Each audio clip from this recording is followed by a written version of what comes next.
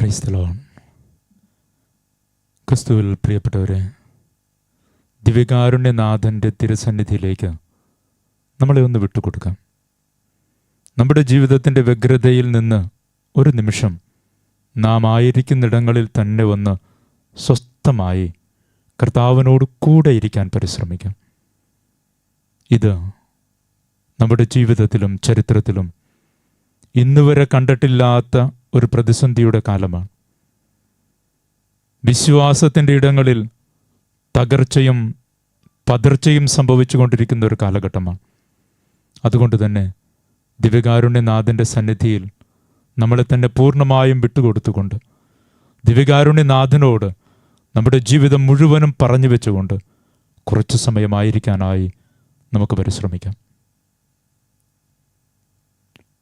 യുദ്ധം നടക്കുന്ന സമയത്ത് ഒരു മനുഷ്യൻ യുദ്ധത്തിനായി ഇറങ്ങിപ്പുറപ്പെടുന്നതിന് മുൻപ് തൻ്റെ കാമുകിയെ അവസാനമായി ഒന്ന് കണ്ടുമുട്ടി. യുദ്ധമുഖം അതേറെ പ്രതിസന്ധിയുള്ളതാണ്. അതുകൊണ്ട് തന്നെ യുദ്ധത്തിനിറങ്ങിപ്പുറപ്പെടുന്നവർ മടങ്ങി വരുമോ എന്ന് യാതൊരു ഉറപ്പുമില്ലാത്ത സമയം. ആ സമയത്ത് തൻ്റെ കാമുകൻ്റെ കരം പിടിച്ചുകൊണ്ട് അവൾ ചോദിച്ചു, നീ പോകുന്ന സമയത്ത്, നീ യുദ്ധമുഖത്തായിരിക്കുമ്പോൾ നിന്റെ സാന്നിധ്യം എനിക്ക് ലഭിക്കുന്നതിന് വേണ്ടി എന്താണ് എനിക്ക് തരിക? അവൻ തൻ്റെ കഴുത്തിൽ അമൂല്യമായി കരുതിയിരുന്ന ഒരു മാലയുണ്ടായിരുന്നു. അവൻ്റെ അമ്മൂമ്മ അവന് കൊടുത്തതാണ്. മറ്റാരെയും തൊടുവിക്കാത്തൊരു മാല. അവനത് അവളുടെ കയ്യിലേക്ക് കൊടുത്തിട്ട് പറഞ്ഞു, ഇത് സൂക്ഷിക്കണം, ഞാൻ മടങ്ങി വരുന്നത് വരെ ഇത് ഭദ്രമായി സൂക്ഷിക്കണം. കാലങ്ങൾ, കാത്തിരിപ്പുകൾ നീണ്ടുപോയി. യുദ്ധം കൊടുമ്പിരി കൊണ്ടു. യുദ്ധക്കളത്തിൽ വെച്ച് അവൻ കൊല്ലപ്പെട്ടു. പിന്നീട് അവളുടെ ജീവിതം മുഴുവനും അവൻ അവസാനമായി കൈയേൽപ്പിച്ച ഈ ഒരു മാലയിലാണ് ഒതുങ്ങി നിന്നത്. അവൾ അതുകൊണ്ട് ജീവിച്ചു. അവളുടെ ജീവിതത്തിൻ്റെ അവസാന വിനാഴികയിൽ പോലും അവൾക്ക് പറയാനുണ്ടായിരുന്നതൊന്നു മാത്രമേയുള്ളൂ, ഇത് അവൻ്റെ സ്നേഹമാണ്, ഇത് അവൻ്റെ പങ്കുവയ്പ്പാണ്, ഇത് അവൻ തന്നെയാണ്. പ്രിയപ്പെട്ടവരെ, ദിവ്യകാരുണ്യനാഥൻ്റെ മുന്നിൽ നിൽക്കുമ്പോൾ നമ്മുടെ ജീവിതത്തിലേക്ക് ലഭ്യമാകേണ്ട ഏറ്റവും വലിയ കാര്യമെന്തെന്ന ചോദ്യത്തിന് ഒറ്റ ഉത്തരം മാത്രമേയുള്ളൂ, നീ പ്രണയിക്കുക. ഈ കാരുണ്യത്തെ, ഈ സ്നേഹത്തെ നിനക്ക് പ്രണയിക്കാൻ കഴിയുക. ഈ സ്നേഹത്തോട് നിന്റെ ജീവിതം മുഴുവനും പങ്കുവെച്ചുകൊണ്ട് നീ വലിയ പ്രണയത്തിലാവുക. ഇതാണ് ദിവ്യകാരുണ്യനാഥൻ നമ്മെ ഓരോരുത്തരെയും ക്ഷണിക്കുന്നത്. എന്തുകൊണ്ട് അവിടെ നീ അൾത്താരയിൽ ഇപ്പോഴും എഴുന്നള്ളിയിരിക്കുന്നുവെന്ന ചോദ്യത്തിന്, എന്തുകൊണ്ട് അവിടെ നിന്ന് നിന്നോടുകൂടെ ആയിരിക്കാൻ ആഗ്രഹിക്കുന്നുവെന്ന ചോദ്യത്തിന് ഉത്തരം അന്വേഷിച്ചാൽ നമുക്ക് ചുരുക്കി പറയാൻ കഴിയുന്നത് ഇത്രമാത്രമേ ഉള്ളൂ: വചനം മനുഷ്യനോട് കൂടെ നടന്നു, വചനം മാംസമായി, മാംസമാക്കപ്പെട്ട വചനം കൂദാശയായി. അത് നിന്റെ ജീവിതത്തിൻ്റെ നിത്യതയ്ക്ക് വേണ്ടി അവൻ നിന്നോടുകൂടെ നിത്യമായും ഈ കൂദാശയിലായിരിക്കുവാൻ ആഗ്രഹിക്കുന്നു. ദിവ്യകാരുണ്യത്തിൻ്റെ മുന്നിൽ ഇരിക്കുന്ന സമയത്ത് നിന്റെ ജീവിതത്തിലേക്ക് ലഭിക്കുന്ന ഏറ്റവും വലിയ സന്ദേശം ഇത് തന്നെ ആവട്ടെ. ദിവ്യകാരുണ്യനാഥനോട് പ്രാർത്ഥിക്കുമ്പോൾ നിന്നോട് അവിടുന്ന് പറയുന്ന ഏറ്റവും വലിയ സന്ദേശം ഇത് തന്നെ ആയിരിക്കട്ടെ. നിത്യതയോളം നിന്നോടുകൂടെ ആയിരിക്കാൻ അവിടുന്ന് ആഗ്രഹിക്കുന്നത് നിന്റെ ജീവിതത്തിന് നിത്യതയുണ്ടാകുന്നതിന് വേണ്ടിയാണ്. അവിടുന്ന് തൻ്റെ കാരുണ്യവും കൊണ്ട് മനുഷ്യൻ്റെ പിന്നാലെ ഇന്നും യാത്ര ചെയ്യുന്നത് അവൻ്റെ ജീവിതത്തിലേക്ക് നിത്യതയുടെ പങ്കുവയ്പ് നടത്തുന്നതിന് വേണ്ടിയാണ്. കർത്താവിൻ്റെ കാരുണ്യം എത്ര വലുതാണെന്ന് ഒന്ന് അനുഭവിച്ചറിയാൻ കഴിയണം. കർത്താവിൻ്റെ കാരുണ്യം അതനുഭവമാണ്. ഏതൊരു മനുഷ്യനും തൻ്റെ ജീവിതത്തിൽ അനുഭവങ്ങളിലൂടെയാണ് അവൻ്റെ ജീവിതത്തിൻ്റെ വഴികൾ തെളിച്ചെടുക്കുന്നത്. അതുകൊണ്ട് തന്നെ ദിവ്യകാരുണ്യനാഥൻ നമ്മോടുകൂടെ ആയിരിക്കുമ്പോൾ, ദിവ്യകാരുണ്യനാഥൻ്റെ സന്നിധിയിലിരിക്കുമ്പോൾ അവിടുന്ന് നിന്നെ ക്ഷണിക്കുന്നത് നീ കണ്ടു മടങ്ങുന്നതിന് വേണ്ടിയല്ല, നീ ഒന്ന് വന്ന് കണ്ടു മടങ്ങുന്നതിന് വേണ്ടിയല്ല, കുറേ നേരം സ്വസ്ഥമായി ഇവിടെ ഇരിക്കുന്നതിന് വേണ്ടിയല്ല. നിനക്ക് തിരക്കുകളുണ്ട്. ഈ തിരക്കുകളുടെ ഇടയിൽ നിന്നൊന്ന് മാറി അല്പനേരം ഇവിടെ വന്നൊന്ന് ഇരിക്കുക എന്നതല്ല അവിടുന്ന് ആഗ്രഹിക്കുന്നത്. മറിച്ച് അവിടുന്ന് നിന്നോട് പറയുന്നത് അനുഭവിക്കുക എന്നാണ്.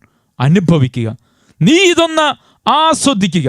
എൻ്റെ സാന്നിധ്യം നിനക്കൊരു അനുഭവമായി മാറുക. പ്രിയപ്പെട്ടവരെ, പ്രാർത്ഥിക്കേണ്ടത് അതിനു വേണ്ടി മാത്രമാണ്. ഈ മണിക്കൂറിൽ കർത്താവിൻ്റെ തിരുസന്നിധിയിൽ ഇരിക്കുവാൻ നാം തീരുമാനമെടുത്തിരിക്കുന്ന ഈ മണിക്കൂറിൽ പ്രാർത്ഥിക്കേണ്ടത് അതിനുവേണ്ടി മാത്രമാണ്. തമ്പുരാനെ, അനുഭവമായി നീ മാറണമേ എന്ന് പ്രാർത്ഥിക്കാൻ. നീ എന്നെ കൈപിടിച്ചു നടത്തുന്നു എന്നുള്ളത് എൻ്റെ ജീവിതത്തിന് അനുഭവമായി മാറാൻ ദൈവമേ എന്നെ സഹായിക്കണമേ എന്ന പ്രാർത്ഥനയോടുകൂടി മാത്രം അവിടുത്തോടു കൂടെ ആയിരിക്കുക. കോവിഡ് കാലത്ത് ദേവാലയങ്ങളൊക്കെ അടയ്ക്കപ്പെട്ടു. നമ്മുടെ ജീവിതത്തിൽ ഏറ്റവും വലിയ ആശ്രയവും ആശ്വാസവുമായിരുന്നു. നമ്മുടെ ജീവിതത്തിൻ്റെ സങ്കടങ്ങൾ ഉണ്ടാകുമ്പോൾ നമുക്കൊന്ന് കയറിയിരുന്ന് കരഞ്ഞു പ്രാർത്ഥിക്കാനുണ്ടായിരുന്ന ഇടങ്ങളൊക്കെ അടഞ്ഞു കിടക്കപ്പെടുന്നൊരു സമയമുണ്ടായി. എല്ലാ ദേവാലയങ്ങളും ഒരുപോലെ അടഞ്ഞുകിടന്നൊരു സമയം.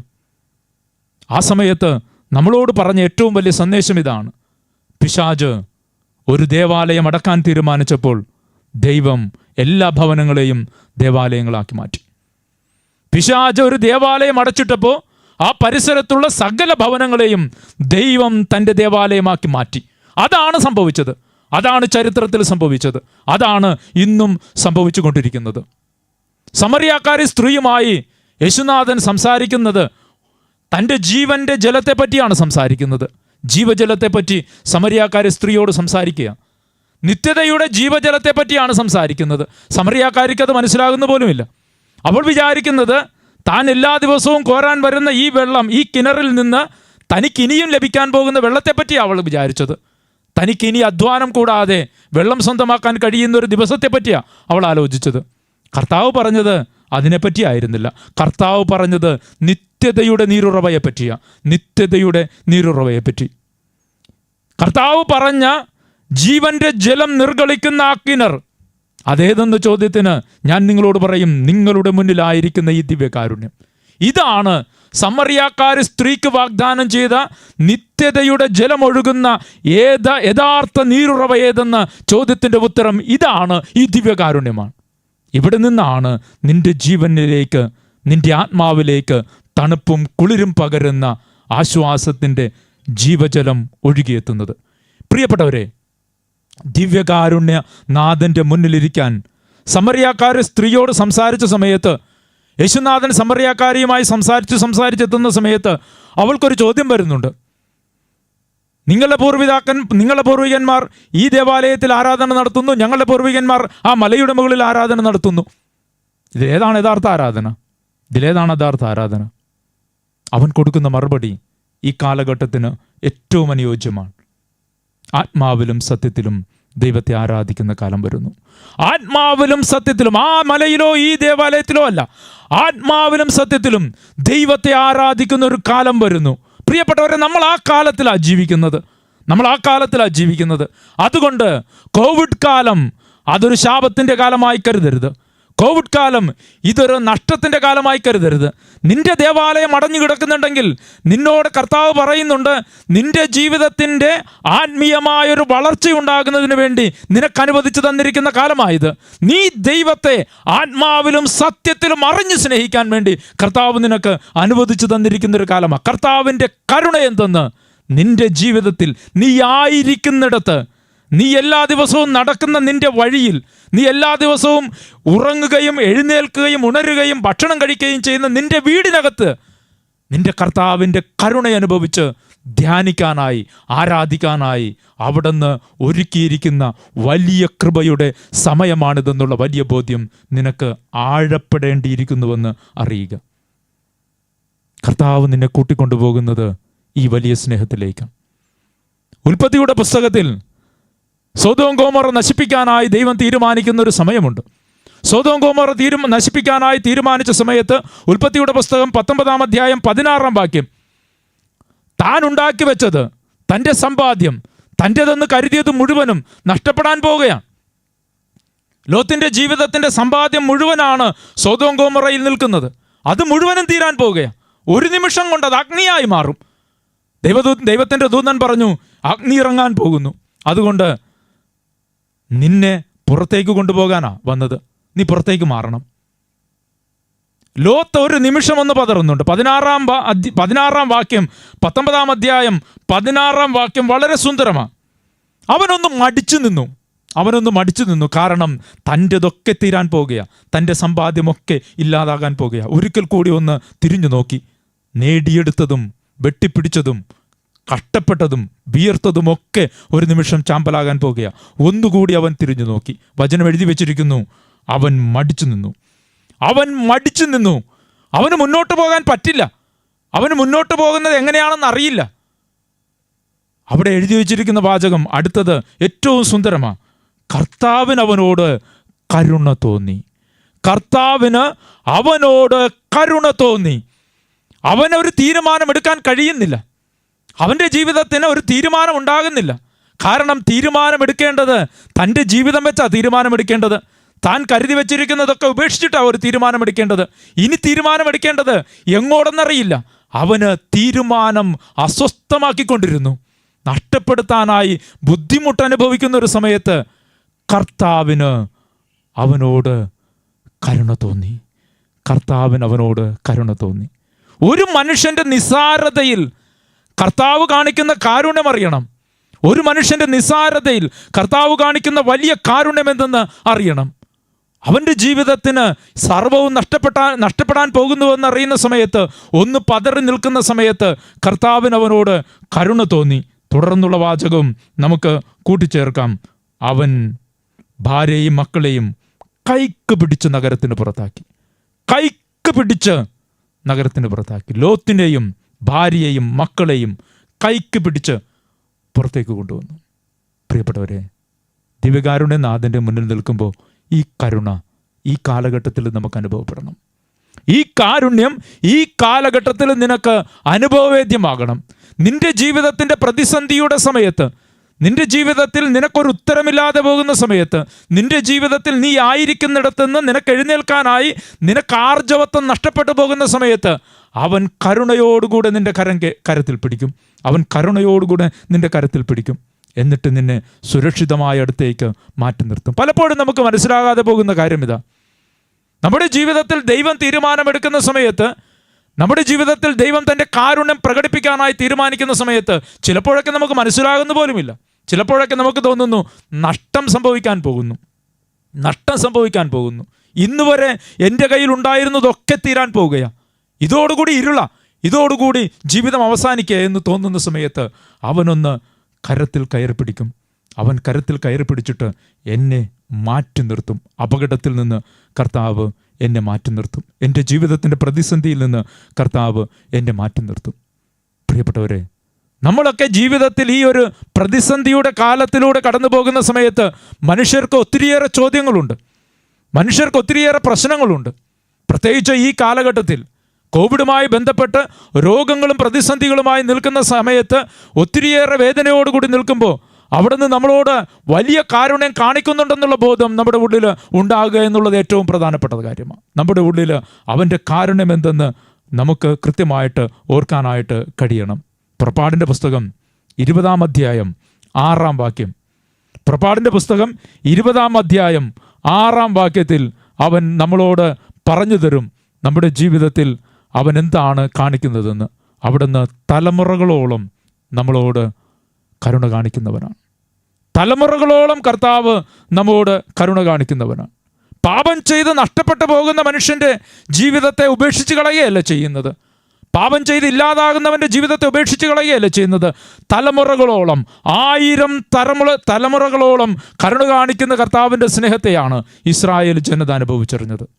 അവരുടെ ജീവിതം കൊണ്ട് അവർ അനുഭവിച്ചത്, പുറപ്പാടിൻ്റെ പുസ്തകം 20 അധ്യായം 6 വാക്യം, അവരുടെ ജീവിതം കൊണ്ട് അവർ അനുഭവിച്ചറിഞ്ഞത് തലമുറകളോളം കർത്താവ് കാണിക്കുന്ന വലിയ കാരുണ്യത്തെയാണ് അവർ അനുഭവിച്ചറിഞ്ഞത്. അതുകൊണ്ട് നമ്മുടെ ജീവിതത്തിൽ ദിവ്യകാരുണ്യനാഥൻ്റെ സന്നിധിയിൽ വരുമ്പോൾ ഈ വാക്കിന് ഓർമ്മയുണ്ടാവണം. ദിവ്യമായ ഒരു കരുണയ്ക്ക് മുന്നിലാണ് നീ വന്ന് നിൽക്കുന്നത്. ദിവ്യമായ ഒരു കരുണയ്ക്ക് മുന്നിലാണ് വന്ന് നിൽക്കുന്നത്. എനിക്കൊരു മനുഷ്യനോട് സഹതാപം തോന്നും. ഒരു മനുഷ്യൻ എവിടെയെങ്കിലുമൊക്കെ മുറിവേറ്റ് കിടക്കുന്ന സമയത്ത് ആ മനുഷ്യനോട് എനിക്ക് സഹതാപം തോന്നും. എല്ലാ മനുഷ്യർക്കും സഹതാപമുണ്ട്. ഒരു അപകടമുണ്ടാകുന്നുവെന്നറിയുന്ന സമയത്ത് ഓടിക്കൂടുന്ന മനുഷ്യർ പല രീതിയിലാണ്. കാഴ്ചക്കാരായി വരുന്നവരുണ്ട്, സഹതാപമുള്ളവരുണ്ട്, സ്നേഹമുള്ളവരുണ്ട്, കരുണയുള്ളവരുണ്ട്. പല രീതിയിലാണ് മനുഷ്യർ ഓടിക്കൂടുന്നത്. അവരൊക്കെ ഓടിക്കൂടുന്നത് മാനുഷികമായ കാര്യങ്ങളോടുകൂടെ അവർ പലതും ചെയ്തു വയ്ക്കും, പല കാര്യങ്ങളും ചെയ്തു വയ്ക്കുകയും കരുതുകയും ചെയ്യും. പക്ഷേ ഈ കരുണയും ദിവ്യകാരുണ്യവും തമ്മിലുള്ള വ്യത്യാസം എന്തെന്ന് ചോദിച്ചാൽ അതിന് ഒറ്റ ഉത്തരം മാത്രമേ ഉള്ളൂ: ആരെയും മാറ്റി നിർത്താത്തത്. ദുഷ്ടന്റെയും ശിഷ്ടന്റെയും മേൽ ഒന്നുപോലെ മഞ്ഞും മഴയും പെയ്യിക്കുന്ന കർത്താവിൻ്റെ കാരുണ്യത്തിനെയാണ് ദിവ്യകാരുണ്യം എന്ന് പറയുന്നത്. നീ ഇരിക്കുന്നത് ഈ ദിവ്യകാരുണ്യത്തിൻ്റെ മുന്നിലാണ്. നീ ആയിരിക്കുന്നത് ഈ ദിവ്യമായ കരുണയ്ക്ക് മുന്നിലാണ്. നിന്നെ ക്ഷണിക്കുന്നത് ഈ കാരുണ്യത്തിലേക്കാണ്. തലമുറകളോളം അനന്തമായ സ്നേഹവുമായി നിന്നെ കാണുന്ന ദൈവത്തിൻ്റെ മുന്നിലാണ് നീ ആയിരിക്കുന്നത്. പുറപ്പാടിൻ്റെ പുസ്തകം 34 അധ്യായം 7 വാക്യത്തിൽ പറയും, തെറ്റും കുറ്റങ്ങളും പാപങ്ങളും ക്ഷമിച്ച് ആയിരങ്ങളോട് കരുണ കാണിക്കുന്നവൻ. ദൈവത്തിൻ്റെ രൂപത്തെ പറ്റി പറയുന്നതാ.